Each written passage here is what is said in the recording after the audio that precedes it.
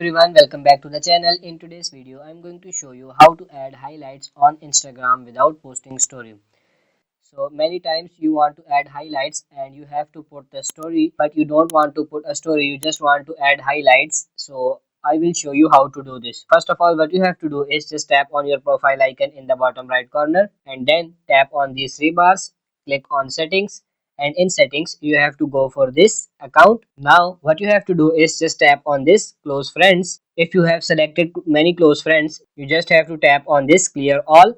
After this, just tap on this done. Now tap on this close friends again. Now you have to select your second account and just tap on this done again. Now if I go to my home page and then if I add any story, a random one, and now what I have to do is I just have to tap on this close friends, and now our story has been shared.